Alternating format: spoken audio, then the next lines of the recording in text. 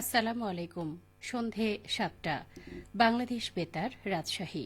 স্থানীয় সংবাদ পড়ছি মহসিনা পারভিন।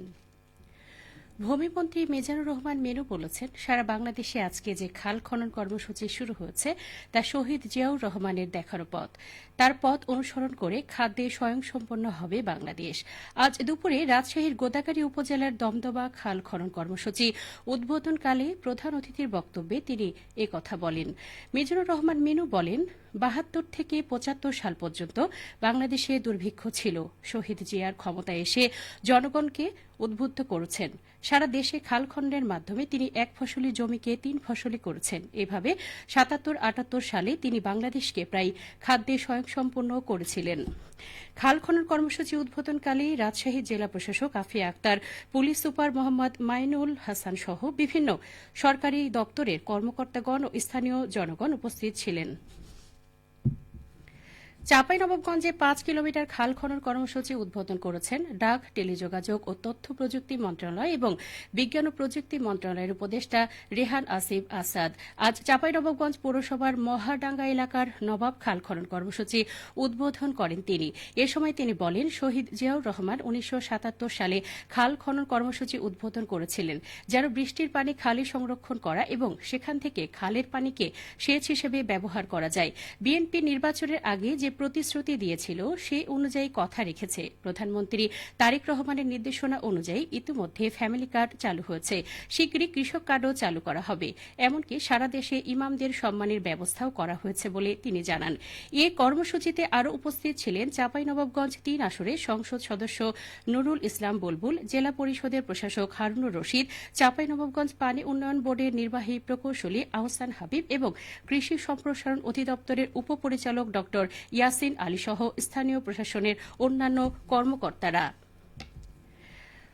সরকারের নির্বাচনী ইশতেহার বাস্তবায়নে আজ থেকে নাটোরে বড়াইগ্রাম মির্জা মাহমুদ খাল খনন শুরু হয়েছে।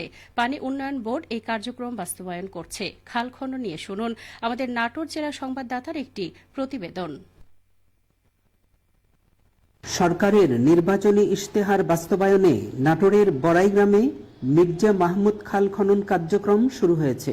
এই কার্যক্রমের উদ্বোধন করে জাতীয় সংসদের হুইপ ও নাটোর ২ আসনের সংসদ সদস্য অ্যাডভোকেট এম রুহুল কুদ্দুস তালুকদার দুলু বলেন, এই খাল খননের মাধ্যমে পানির মজুদ হবে। এই মজুদের মাধ্যমে কৃষক তার কৃষি পণ্য ধান ফলন করতে পারবে। আমি প্রত্যাশা করি এই খাল খনন আগামী দিনে বাংলাদেশের অর্থনীতিকে স্বাবলম্বী করতে, অর্থনৈতিকভাবে বাংলাদেশকে এগিয়ে নিয়ে যেতে মারাত্মকভাবে সাহায্য করবে বলে বিশ্বাস। পানি উন্নয়ন বোর্ডের নির্বাহী প্রকৌশলী মোহাম্মদ রিফাত করিম জানান, মির্জা মাহমুদ খাল 4.85 কিলোমিটার পুনঃখনন কাজ বাস্তবায়ন করা হবে। খাল পুনঃখননে 2টি প্যাকেজে বাস্তবায়ন করা হবে, যার চুক্তি মূল্য 2,61,00,000 টাকা এবং প্রকল্পটির মেয়াদ শেষ হবে জুন 2027। এবং এই খালটি খনন করা হলে পানি নিষ্কাশন ব্যবস্থা দ্রুত হবে, খালের ধারণ ক্ষমতা বৃদ্ধি পাবে এবং খালের ধারণ ক্ষমতা বৃদ্ধি পেলে পানি আগের তুলনায় অধিক সময় খালে বিদ্যমান থাকবে, যে পানিটি পরবর্তীতে সেচ কাজ বা অন্যান্য কাজে ব্যবহার করা যাবে। এছাড়াও গ্রাউন্ড ওয়াটার রিচার্জে এটি সহায়তা করবে। খালটি পুনরায় খননের মাধ্যমে অন্তত 10টি গ্রাম ও বিলের পানি নিষ্কাশনের মাধ্যমে এই এলাকার আবাদি জমির কৃষি উৎপাদন বৃদ্ধি পাবে। ফারাজিয়া আহমদ রফিক বাবন, নাটোর জেলা সংবাদদাতা, বাংলাদেশ বেতার, রাজশাহী। রাজশাহী সিটি কর্পোরেশনের নবনিযুক্ত প্রশাসক মোহাম্মদ মাহফুজুর রহমান রিটন আনুষ্ঠানিকভাবে দায়িত্ব গ্রহণ করেছেন। আজ দুপুরে নগর ভবনের প্রশাসকের দপ্তরে তিনি দায়িত্ব গ্রহণ করেন।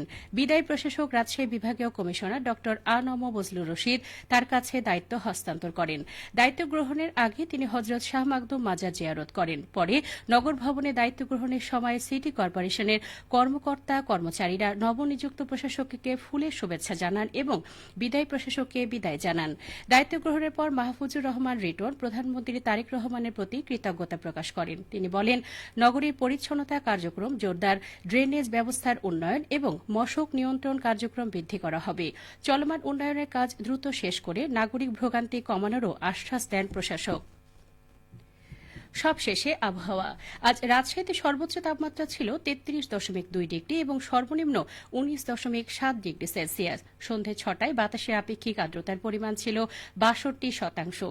রাজশাহী ও পার্শ্ববর্তী এলাকায় আগামীকাল সেহরির শেষ সময় ভোর 4:55। সংবাদ শেষ হল। আমাদের পরবর্তী স্থানীয় সংবাদ প্রচারিত হবে আগামীকাল সকাল 8:10।